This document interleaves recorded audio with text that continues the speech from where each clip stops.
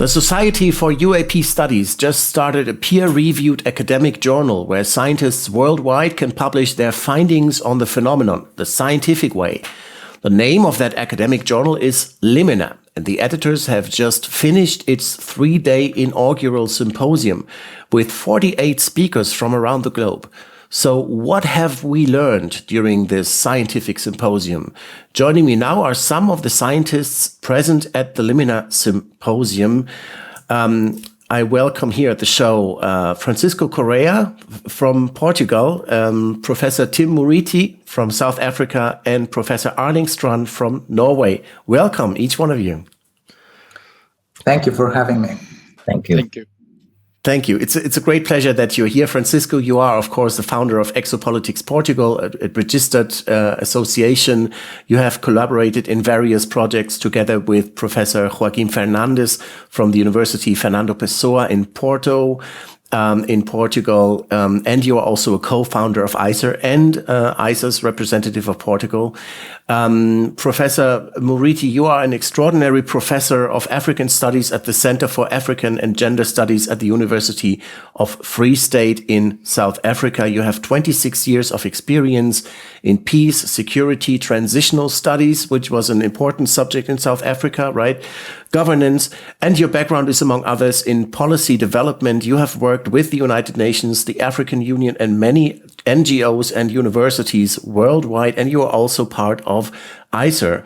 And Professor Arling Strand, you have been working as an assistant professor at the School of Computer Sciences at the Ostfold University College. You have been engaged in UFO research since 1979. You were a member of the steering committee of UFO Norway, and you are one of the founders and now project manager of the world famous project Hessdalen. So I'm thrilled to have you all here on the show.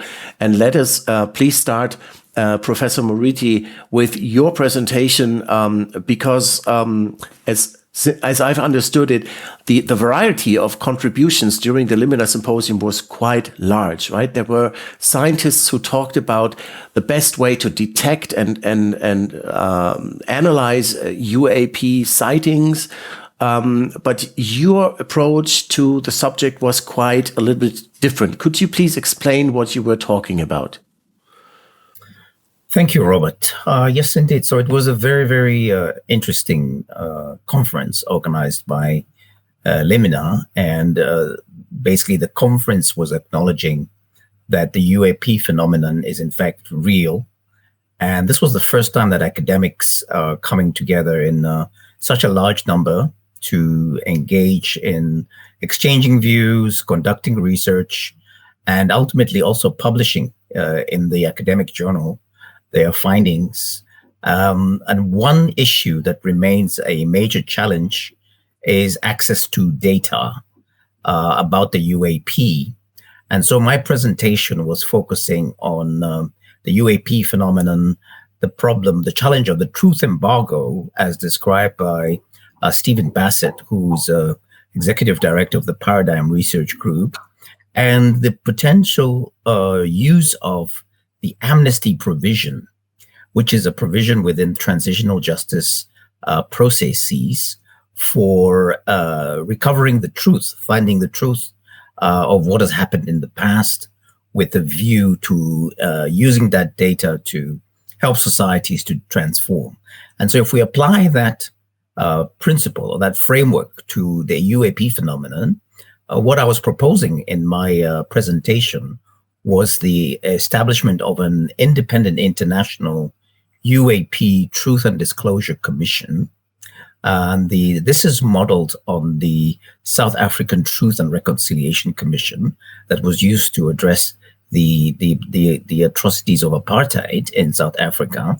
And the objective of this commission would be to collect witness testimonies and a cross-examination from high-ranking current government officials and institutions.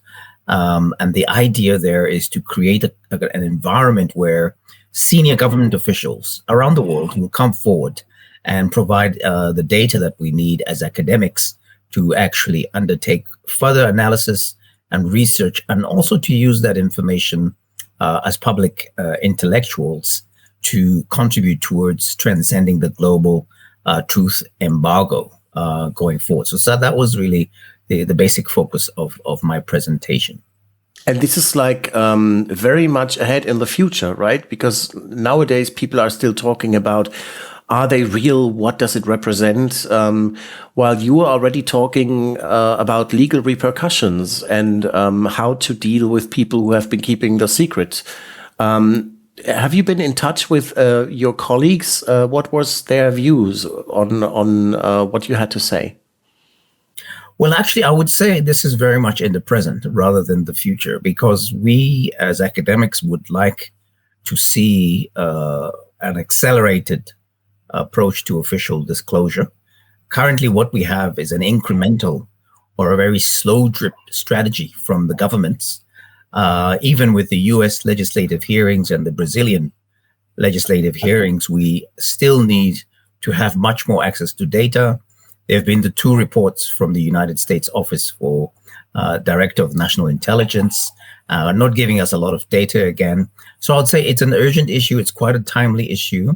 The idea of the commission is actually to trigger that disclosure now. And then there is interesting developments happening in terms of trying to get the UAP issue to the United Nations, which maybe my colleague Francisco might be able to speak to. And so it is something that we can actually use right now as a practical tool to actually help to move this process forward. So it's not very much in the future. I would say it's a current endeavor. It's something that we need to try to do now, and it is doable. I mean, feasibly, it is not an impossible task to create such a commission. If we use the United Nations General Assembly, for example, to frame such a commission, I think it is something that is within our reach. Certainly challenging, but definitely within our reach. As members of this planet. Yeah, we will go into the United Nations thing as well, I think. Professor Strand, you were not giving a talk this time at the Limina Symposium, but you had an exhibition. What was it all about? Well, the exhibition was telling about the project Hestdalen, which has been going on for many years now and still going on. I had the opportunity to present it by different material. So people who visited the booth at the exhibition, Project Hestdalen booth, they could learn to learn what you are doing in Hestdalen, to try to bring the topic forward in a way that we learn more about the sightings itself, doing measurements and so on, and all such kind of different things was presented at the exhibition. Could also say that at the exhibition, for the first time, we presented some of the new thoughts or the new, we call it the new blue box, because, the main topic is to have instruments on site measuring in the valley, Hestdalen Valley, for a long period of time, and compare and look at the results from those readings. Our plan now is to get better instruments, better cameras, and so on. And we had a brief presentation of that also at the booth. So everyone visited our exhibition could have more knowledge of our project. And I think it was very well received, because your project is, of course, one of the pioneering projects in the world, trying to ascertain the nature or trying to detect those phenomena with technological means, which was back then revolutionary, I think. And there are a few projects in the world that have been doing it. Galileo project is only about to start doing it. Yeah, we started with a project back in 1983, where we had field work, instrumentation out in the field together with a lot of people, and run an expedition for 1 month the first year. That was back in 1984. And we had also one expedition in 1985, close to 1 month there as well, and got several instrumentation readings, not only stories from people, but also we could see what the instruments was saying. Now we put up what we call a blue box, an automatic station, so we don't need to be present. This runs all the time and give away the data automatically each morning, alarm pictures and so on. So people can, everyone can have a look on the last night's capturing of the camera. We have also during the years had much interesting measurement results. I could mention magnetometer. It seems that the phenomena and the magnetic field has something, you can read it on the magnetometer. We had radar, could map the speed, etc. So we had several different instruments back in the first fieldworks, and we also want to have all of those also in the blue box. We have had some, but we want to have more of it, so we can measure a broader spectrum, not only the visible light. We also want to measure the infrared. We also want to measure the ultraviolet, which we also have some indication that there is also a lot of ultraviolet light in this strange phenomena. And also we could maybe measure how the speed, and we measure the electromagnetic radiation, which previously have given us interesting results. It seems that it influences also on the electromagnetic radiation.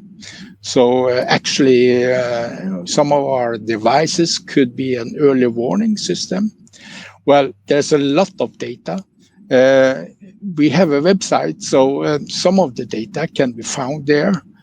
So people who want to have a look more closely on what we have been doing, and also have a look at the different alarms coming in every morning, they can go to the website. That's www.hessdalen.org. Yes, and that's a fascinating website. And I'm wondering, I mean, I know you have worked with many scientists that have already visited you, and some of them have even built up their own equipment there in your blue box, like Professor Hakan Kayal from the German University of Würzburg. Now, there's another interesting scientific project going on in Portugal, and now let's switch to Portugal. Francisco Correa, you were also presenting together with Dr. Raul Berenguel and Professor Joaquin Fernandez at the Limina Symposium. What was it all about? Well, our purpose was, we were invited to present the Stellar project, which is a project. It's a joint project between CITEC, the Center for Transdisciplinary Studies of Consciousness from the University Fernando Pessoa here in Porto, and ICER. I presented that project to the dean of the university, presented that project to the executive board of directors of ICER as well. And the idea was to, in order, I will talk a little bit about Stellar. That was my part of my presentation, to talk about the group, the team that is now working with Stellar, basically here in Portugal. Stellar is like an upgrade or how can I say? It comes from a lineage of different projects here in Portugal that have evolved since the 70s in order to study UAPs in a transdisciplinary or multidisciplinary approach. So using the hard sciences, natural sciences, and social sciences. And so we have indeed a team of people. This is the coordination. So you have Joaquim Fernandes, Raul Brangel, and Ruth Menezes, Álvaro Campelo, and the president of ICER, Roberto Pinotti. This is the coordination team. And then we have a scientific council, an advisory council. This is the field research. So researchers, anthropologists, archaeologists, philosophers, sociologists, and they are field research. When something happens, they go to the field to collect data, make the interviews, etc. The scientific board, of course, Erling is there as long as Eamon. This project started or was launched 1 year ago in January. And we are still, of course, building everything necessary to put it running. Of course, one of the things that I also said in the symposium, we are a small country and we lack funds. Of course, that has been one of the negative sides of all these projects throughout the years, was that unless we have a Patreon from someone, yes. we have difficulties in going forward, of course. And it is just astounding that there is such a lack of funding worldwide when it comes to UAP research. Well, one of the things that I'd noticed during the symposium, I was quite amazed. As Erling is a pioneer in terms of his project, Hestalen. But I saw that there are many other private and non-private organizations working more or less on the same thing, on getting signature data to research UAP. And so you had several other, at least 3 or 4 other organizations represented on booths as well, and as speakers. And one of the things that I found absolutely fascinating was exactly the presentation from Professor Hakam Kayal from the University of Würzburg, because just for observing the rooms where they analyze the data, we can see that they don't lack funding. They have thousands, if not millions, invested in there just to collect data.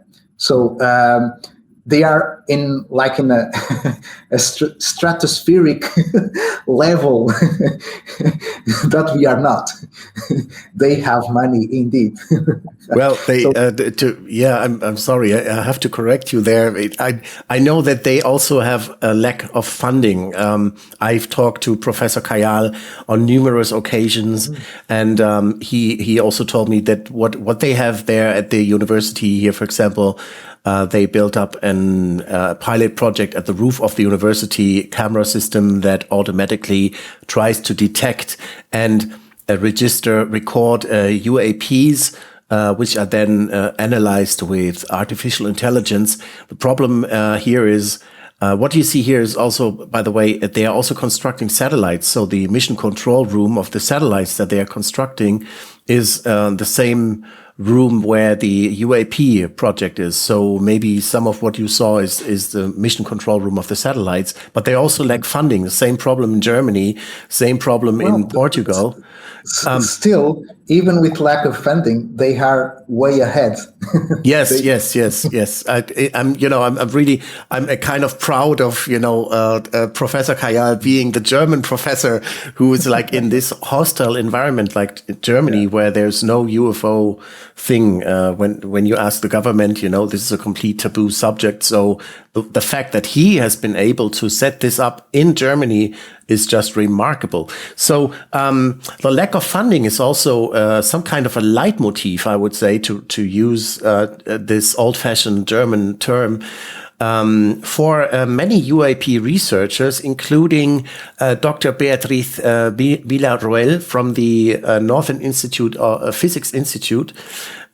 She is an astronomer, and she is engaged in finding ET probes in deep space. And she became aware of something going on in space during one of her research projects. And I talked to Dr. Villarroel before the show about her research and what she found. And you will see the lack of funding is also a problem here. So let's have a look.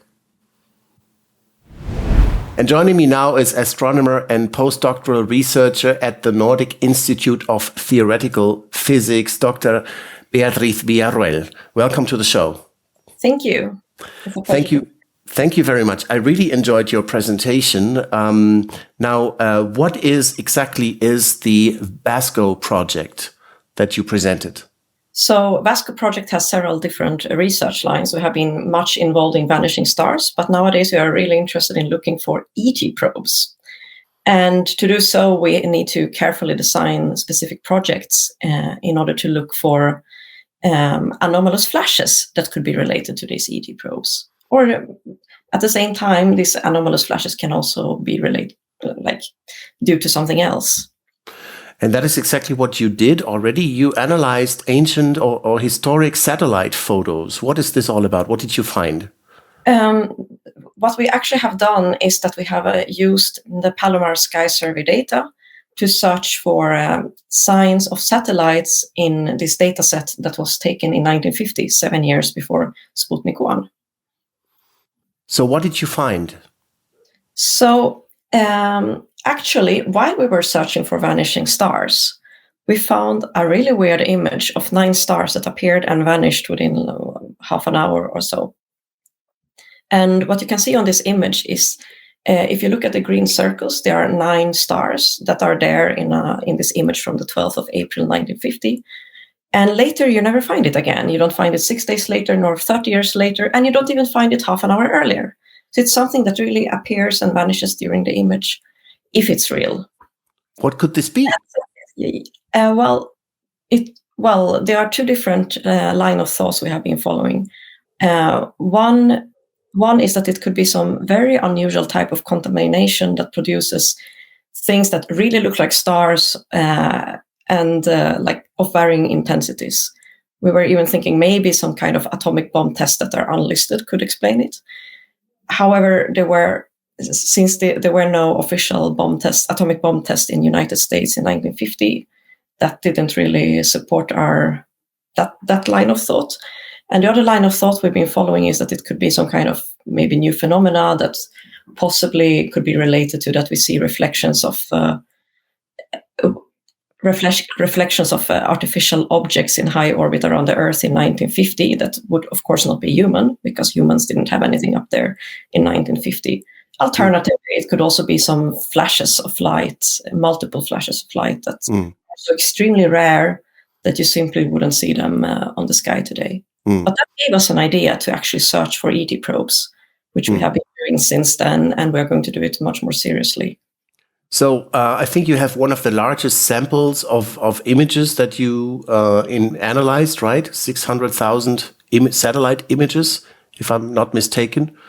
No, we have analyzed 600 millions of objects in the Palomar Sky Survey, just objects like stars and everything, and search for things that vanish.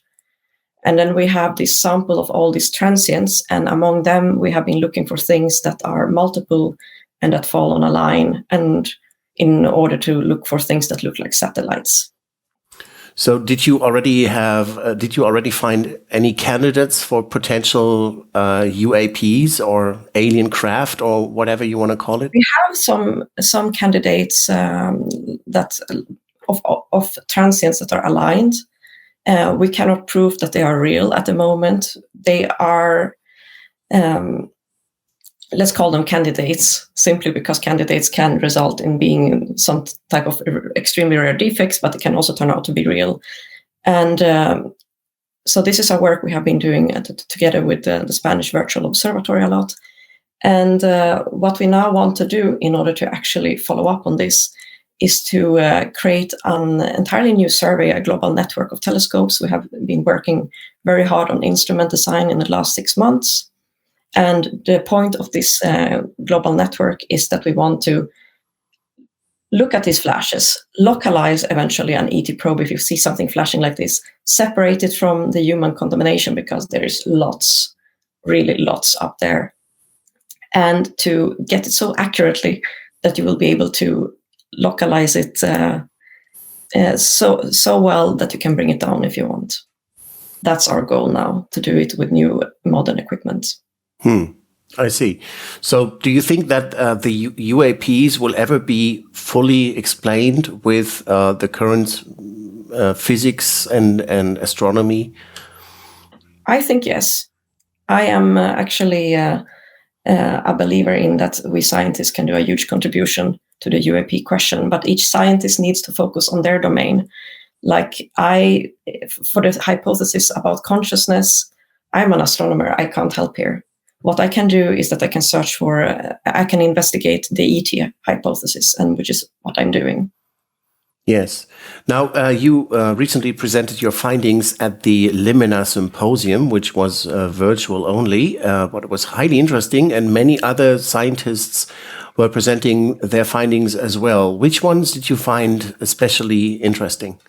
I really loved the talk of Babette Babich, and she very clearly showed how science can be separated from pseudoscience, and whether like searching for something unidentified is science or pseudoscience, or how to do instead.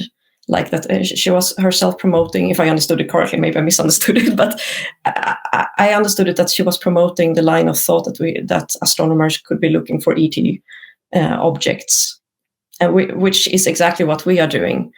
And I think her presentation also has a lot of practical sense, because when you do like we try to do, you look for something identifiable of the unidentifiable objects. Then you, instead of dealing with all these unknowns, which could be pigeons and human-made objects and military, military vehicles, you actually focus on looking on something that you can identify. You minimize the number of false positives. I think that was a really good talk she gave. So how do you estimate the situation in terms of science and UAPs? Because this subject has been boycotted. It has been a taboo for decades. Now science is starting to engage this topic. Do you think this is a good sign? Is Limina Symposium a good thing? I think it's fantastic. I think it's an absolutely fantastic thing. And what it shows to me, it showed to me several things. First, that there is an interesting case, of course, to explore.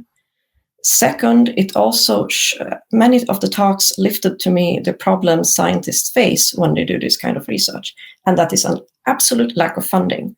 Because from one direction, we have a lot of people who say, "Oh, you scientists, you don't want to believe the data that exists there." And then when we actually do the research, where from do we get the funds? Because what happens is that the career just ends. You maybe don't keep getting grants, and your career as a scientist stops there. So what I think is needed is that the UAP community themselves engage in creating some type of foundation where scientists can apply for grants. Because now we become helpless in the situation if we continue this research. Thank you very much, Dr. Beatriz Villarruel. Okay, thanks. So thank you very much, Dr. Villarroel, for this interview. And as you can see, lack of funding is quite a common problem in UAP research, and that is astounding. And I could imagine that you get more easily funding for defense-related projects than you would get, for example, for the kind of legal repercussions, transitional justice project like the one from Professor Moriti. So, where would you try to get funding for this kind of project? Yes, well, thank you, Rob. The lack of funding for UAP studies is a very, very real challenge, and this is partly because it is still a taboo subject in many sectors of government. There's still a lot of stigma. There's some ridicule that persists in the system. Government officials do not want to talk about the issue, and so, in fact, the creation of a process like the International Independent Truth and Disclosure Commission on UAP provides a framework and a mechanism where senior government officials will have amnesty after they've provided witness testimony. And what that does is it really begins to make the topic of UAP less taboo. The stigma reduces because now we have a national record or a global record, an international record through this commission. And gradually what you begin to see is that government departments then might actually say, oh, now it's important for us to allocate research and development funding to this topic because now it's out in the open. And as as you've mentioned, there are a number of initiatives that are ongoing that are struggling to get resources. It's important also to note that some countries, such as the United States, has now established a space force, and also and has allocated almost $15 billion a year plus to the space force. An entity such as NASA, which is does a lot of work on space travel, is also conducting its own UAP study. And once these institutions begin to function more effectively, you might find that there might be additional income streams for researchers to plug into to access funding to conduct the kind of research that we are discussing here today. So I think that's the way I would look at this thing. Rather than closing down, I see it as a tool, as a mechanism to actually open up the possibilities of even more resources and national budgets being allocated to this kind of work of understanding and studying the UAP phenomenon. Rob? Yes. So, Professor Strand, may I ask you, you just built up a new blue box. Where do you get your funding from? I know that from history, the military was involved. How about nowadays? Well, we are planning to build up a new, so we haven't got the funding yet, but we must tell what we are going to do, what kind of instruments and so on, and what we could gain of all this. And then we hope to get the funding. For instance, the energy. We know it's in Heston, you have a bright light, sometimes illuminating the ground, and can last for hours, or 2 hours have been measured. And where does all this power come from? I think that should be an interesting topic to find out, especially these times when everyone is talking about the energy and power. Where do it come from? So if we got funding to find out more of these things, of, for instance, power, maybe that could be used for mankind in a good way. So just only that question could could say we should get funding, and that's so I think it's strange why it is always around the world is difficult to get funding for such kind of research, especially if you think of what we can learn and what we can use that knowledge for the goodness of the mankind. So that's strange. Yes, that's strange. By the way, yes, you mentioned the military. We cooperated with the military in the beginning, and they was very interested. We got a little bit funding from them, not much, very little. I have also got a little bit funding. I use my students, I'm teaching at the university college, and use this topic for my students in my teaching, the build instruments and etc.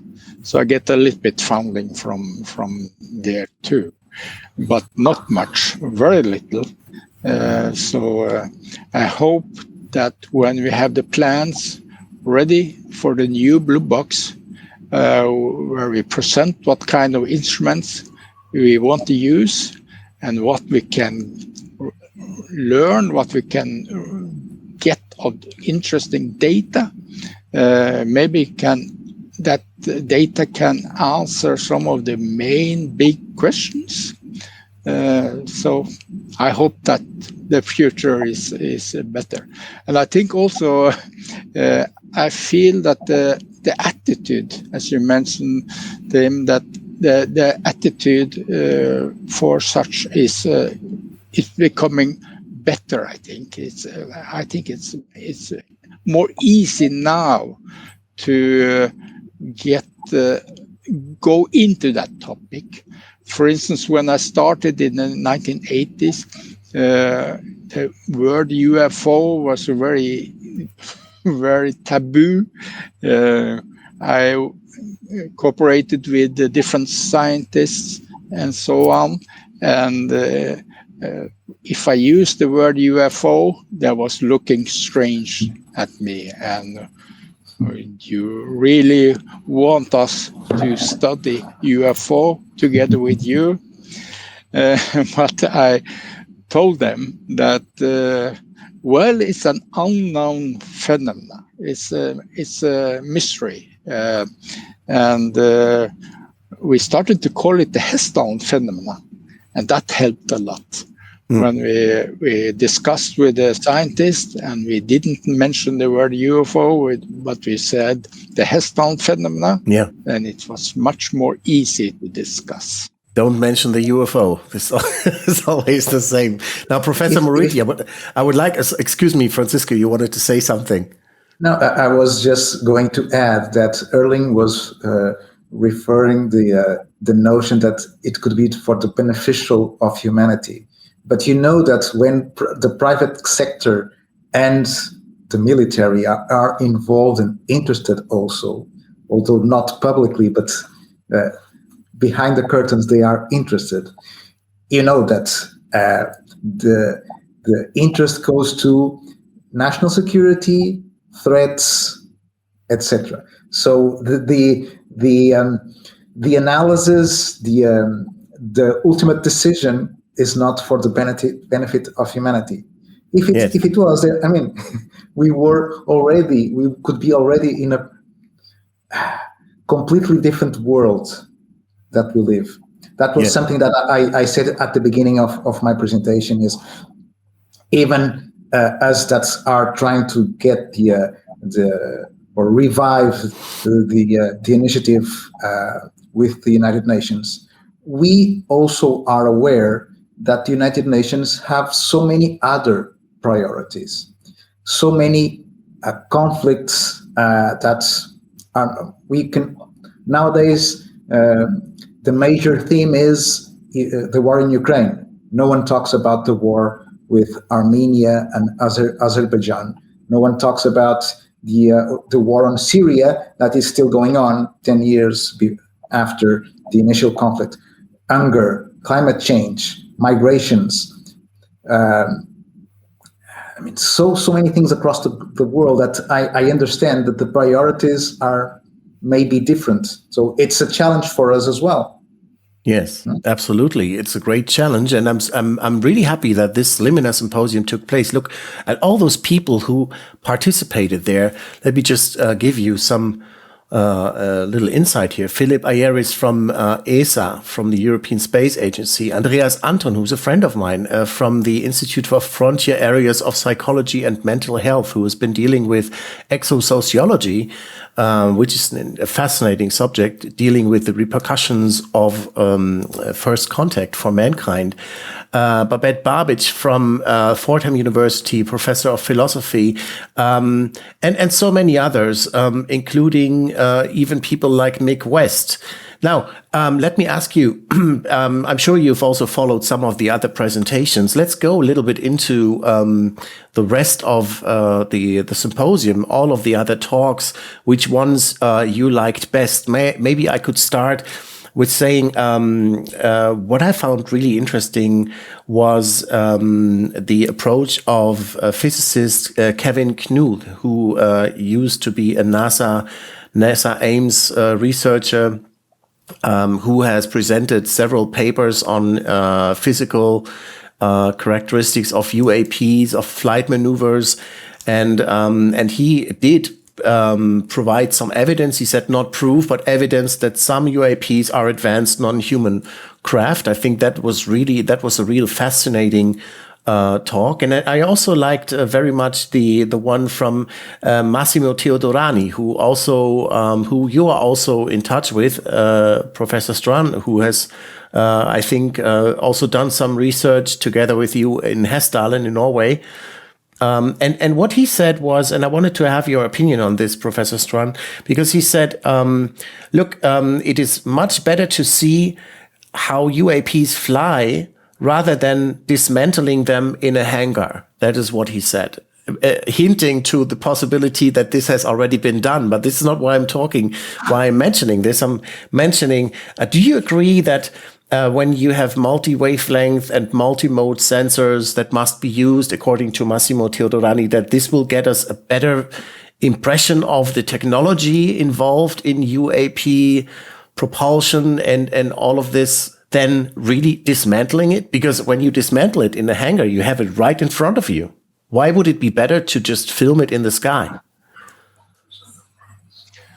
Well, first of all, I know Massimo for a long period of time, and he has been to Hessdalen and done a lot of research there together with us. So I know him very well. His way, he said that it's important to get data to build any hypothesis or any ideas of what it could be. You have to have the data. He underlined the importance of that, and that completely fit with my thoughts.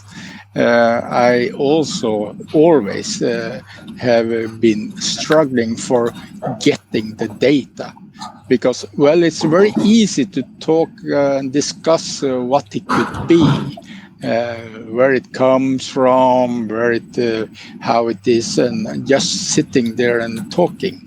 I think you have to bring instruments out in the field and get the data, so your talking and discussing can be based on the instrumentation readings. That's much more valuable and maybe more correct as well. And I believe that, as Massimo said too, that you have to have the data and have the instruments to get the data, so we can use that to find out what it could be. Well, first of all, I must say also I enjoyed his speech very well. Mainly he's clever and I know him, and his idea fit very well with my ideas. Yes. Professor Moriti, which presentation did you like best from the ones you saw? Yeah, well, there was quite a few very interesting ideas that were put on the table. One of them is linked to the notion of consciousness and how what we're witnessing is a different manifestation of the consciousness spectrum. I mean, we have now an understanding of quantum mechanics, and the fact and string theory tells us that there are at least 12 dimensions, maybe even more.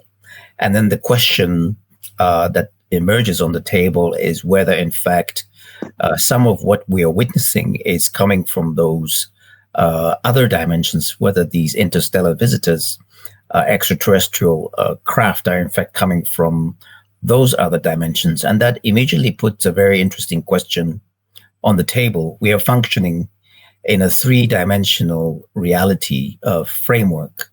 And these UAP, UFO are actually seem to be breaking the laws of physics, the way we understand them at this moment in time. For example, the acceleration from 0 to 12,000, miles per hour in less than a fraction of a second. Is something that a human being, as human beings, we haven't been able to build that technology. If we have, it's clearly still concealed. And we wouldn't even be able to survive, right? Yeah, the G-forces. Yeah.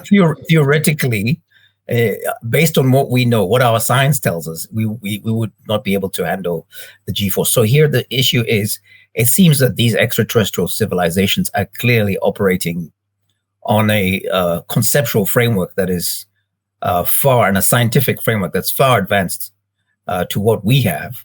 So if we are in the business of trying to capture this craft and dismantling them in the hangars, I don't think we will get to the answer. In fact, for me, the shortest pathway is to engage directly with extraterrestrial civilizations, which puts additional questions on the table about first contact.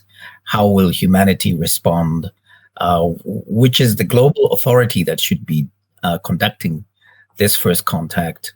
How do we assist the wider humanity through public awareness raising campaigns to actually handle this concept of a extraterrestrial civilization interacting with Earth? I think there would be a lot of people struggling with the idea based on the dogmatic notions and a lot of religious dogmatic notions that have prevailed in people's minds and consciousness.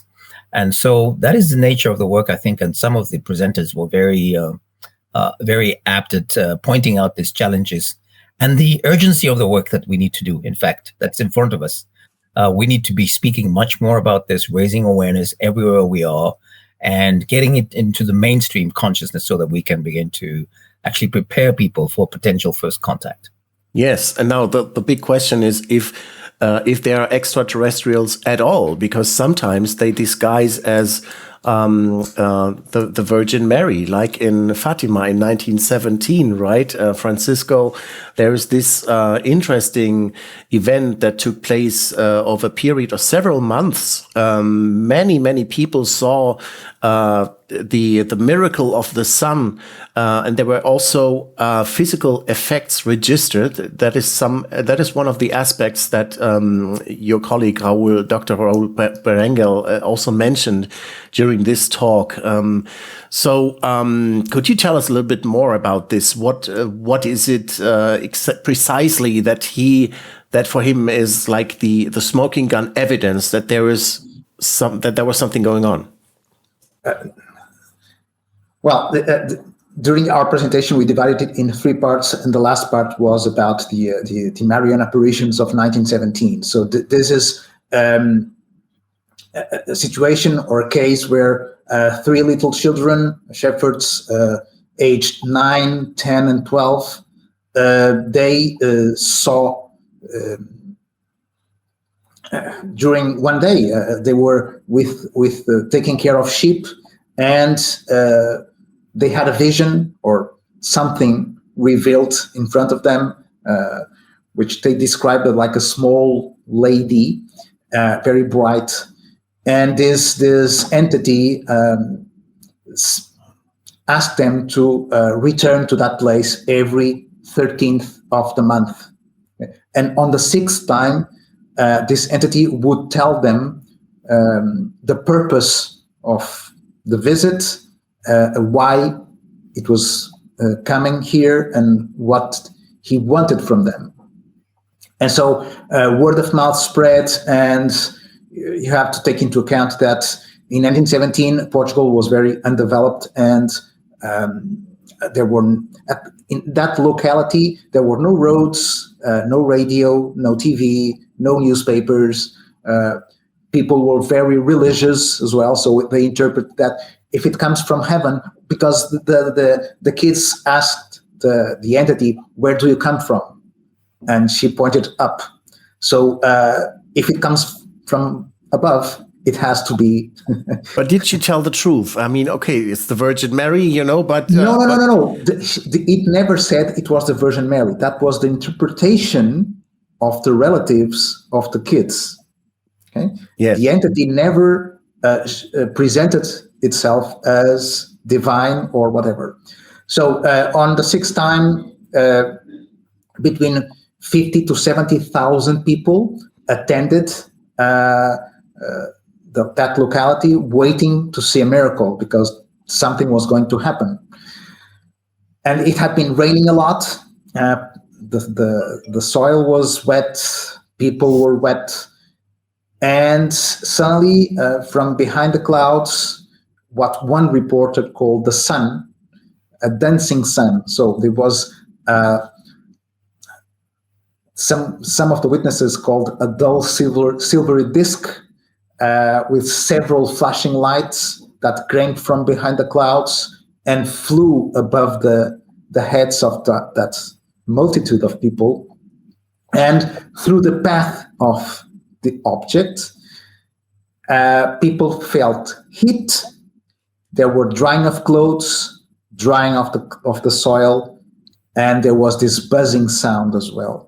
And that is like the one of the most interesting aspects of the presentation that Dr. Berengel held, in my opinion, because this is actually a physical interaction between this object or whatever it was and a human being, or one nowadays it is called biological effect, right? And he showed here. Just let me show you this. Exactly.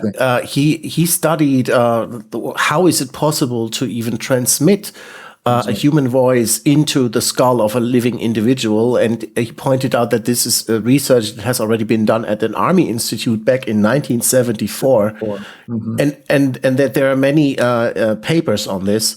And so your colleague concluded that whatever it was, it not had something. Colleague, but the team Yes. that it was led by Joaquim Fernandes and Fina de Armada, but there was a multidisciplinary approach in this, and the conclusion is there was indeed physical effects. It was possible to pinpoint 28 witnesses that were still alive in late 70s, and so they were able to identify those people through the National Archives and through the archives at the sanctuary.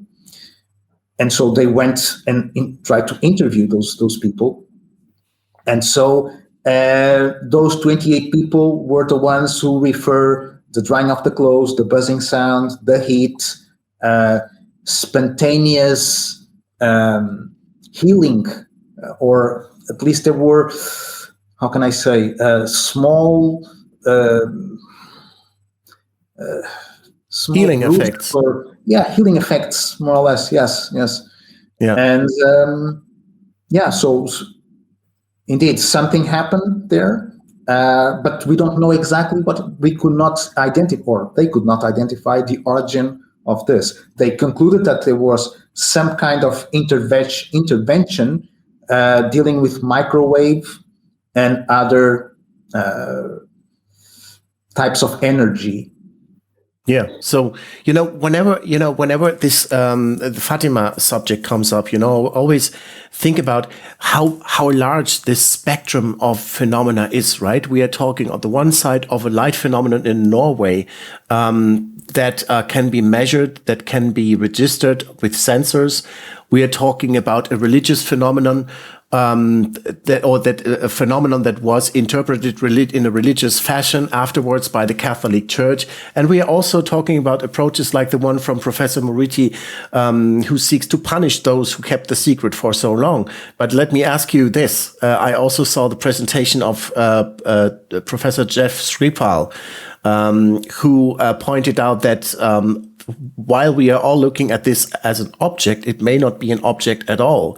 And that the whole kind of thinking about this is defined by the framework of the Cartesian dualism, which always keeps us in this trap of subject-object, me towards the outside and inside world. And what if this is not the case? What if this is something that Professor Moriti pointed out before during our talk here? What if this is something otherworldly that we just do not comprehend because we have no clue about what our reality is all about? How are you as scientists going to cope with that? Professor Moriti, maybe you have an idea. Sure. I would say, how are we, Robert, going to cope with this? Because we're in this together. Absolutely. I think, as I mentioned before, we are operating in a three-dimensional reality spectrum. And the craft that we are witnessing could be emerging from a fifth dimension, seventh dimension, ninth dimension, reality fields, which operate on completely different principles and rules of universal physics that we may not yet even have begun to understand, right? So the prism that we have is severely limited. It's almost the case of we're either too short-sighted and we don't have the corrective lens, the glasses through which to, in fact, understand what we're seeing. But I think this is the nature of what we are trying to engage with. And the presentation that you mentioned by Professor Jeff is very useful in encouraging us to expand our frame of reference, our frame of understanding, to even, expect the unexpected, to engage with ideas that we haven't, tolerated before, or which the vast majority of human beings are not yet able to wrap their heads around, right? So I think that it's the nature of the work that we do to interrogate the phenomenon and then abstract as much as possible what we think the different models of understanding this phenomenon are. And then ultimately, as I said, I am very keen on first contact. When and if we have that type of an engagement, there can be much more of a dialogue. In fact, one of the questions during the conference was, how do we facilitate a conversation or a dialogue between ourselves and these extraterrestrial aviators, or these beings from a different dimension? I think that's a very important question for us to think about. But through that exchange, we can begin to understand the nature of the laws that these crafts are operating with. Some of them might be extra-dimensional, other dimensional, or intertime. So even the notion of intertime, time travel, is now openly analyzed in many different institutes of higher learning, and is accepted, broadly speaking, that it is technically feasible to build time travel machines, but we as yet don't have the technology to do so, right? So I think this is the nature of the conversation that we need to encourage, expand the frame of reference, think completely outside the box. In fact, throw away the box entirely, and keep an open mind as to what in fact we're dealing with. That I think will help us to also then lift ourselves up as humanity to a higher spectrum of understanding and consciousness. Rob. Professor Strand, what is your take on that? I would like, yes, I would mention something of what we have got in Hessdalen. One thing is that about object, the speed, we have measured so high speed that without any sound, so it's hard to believe there is a physical object. Another thing, we have measured with instruments where something is coming, something which looks like an object on the instruments, a radar instrument, but it couldn't be seen with our eyes. So it obviously was something there which couldn't be seen. We have also some witness reports which tells that on a clear day, there was resting, sun was up, and then suddenly out of nowhere, up in the air, a solid object started to materialize from nothing, and then suddenly the object is there. So for me, it seems that it can go through all different kind of states, from very materialized object type and to not object at all, or maybe all different between that. Okay, so that points to the possibility that Plato was right, was that everything that we perceive are just mere shadows of the true reality that we see on the cave's wall, and that's it. And we have to try to find a way into digging into this larger, wider reality.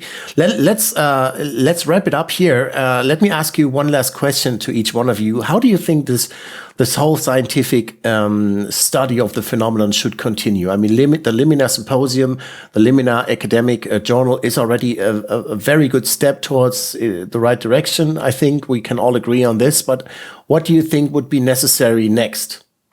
Francisco. Well, I think that this was indeed a first step, although, as I also mentioned on my introduction at Limina, it's 70 years late. So it's. I think it was. This event was indeed will be like a beacon or an example for future events, similar events. To bring such a wide range of academics into the discussion, and arguments in terms of it's necessary also to have the social sciences discussing the issue, and not only the natural sciences. Some debated, is indeed data collecting so important? Can we maybe losing other evidence that are not data related? Even Gabriel de la Torre has mentioned the fact that we may be missing the gorilla in the room. So he pointed out to this experiment where people were so focused on their duties that they missed the elephant in the room. Yes, there's this gorilla experiment, that where a gorilla walks into a basketball match with a white and black people playing basketball. Yeah, I know that. Yeah.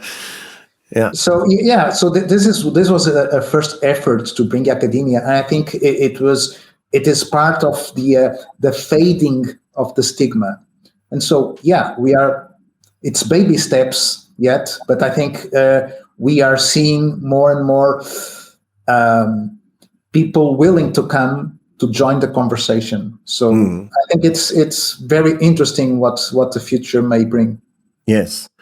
Professor Moriti, which baby step do you propose, or would it even be a giant leap for mankind? I'm a big fan of giant leaps for mankind. From my perspective, the UFO community, the UAP community, has been lamenting that the academics are not actually taking on this issue seriously, and that, they keep complaining that they don't have enough information and so on and so forth. And what we've had in the past is very sporadic analysis going on in different parts of the world, a few undergraduate courses. I know at least one PhD on ufology. But now with the Limina Symposium, there's an opening. There is a sense that this community of academics is finally coming to the party, so to speak. Better late than never, And for academics, reputations are extremely important, as you heard from Professor Erling when he tried to encourage some of his colleagues to join him in the study of UFO UAP. He used to get some nasty looks. Now those nasty looks will be fewer because now it's strength in numbers. We're now moving as a group, and you can say, "Oh, look, Professor so and so is also looking at this issue. I'm not just a lone wolf in the wilderness." So this is exceptionally important, a turning point, if you will. And I would think that not only should we keep this information at the level of academia, we should actually now, as public intellectuals, be going out and speaking to the wider media, engaging with people such as yourself, Rob, and to actually spread the word. We really need to accelerate this conversation and magnify it to the wider society going forward. Robert. Yes, thank you. Professor Strand, are you happy to not be the lone wolf up in Norway anymore? Which are the next steps that you would suggest to be undertaken? Yes, I'm very more positive now than I was several years ago. And I believe that the progress, as we see it now, going on many different places on this topic, this will just increase. And when that increase, the correct data, the correct feelings, the correct information, or call it what you like, will come forward and give us a good, better understanding of our world. I should also mention that I fully agree that we shouldn't only use natural scientists. We need to use all other scientists who are doing other type of research and other things which maybe you don't think has anything to do with this topic, but it may. And we could fulfill each other. So something which I think of as the scientist with my background, I think that another scientist with another background has something which could tell more about it. And if we have enough different kind of scientists coming together, discussing, that will be fruitful, I think. Yes, and I can hardly wait for the first edition of the Limina journal to come out. I'm actually I envy them at the Limina Academic Journal they are sitting there and receiving all the interesting academic journals. They're coming to them whereas I as a journalist have to go out and look for them. So anyway, I'm very happy that you helped us clarify what was being talked about at the Limina Symposium and which are the next steps to be taken. What an exciting time we are living in, right? Thank you very much, Francisco Correa, Professor Moriti, and Professor Strand, for joining us here at ICER. Thank you so much. Goodbye. And thank you also for watching this show. If you liked what you see, please support us. You find the PayPal address on our website. You can also check out our website, ICER.network, or subscribe to our YouTube channel. Go to our Facebook page and follow us on Twitter. Why not? ICER may be just like some kind of a blueprint for international networking in terms of UAPs. Thank you so much for watching. See you. Bye.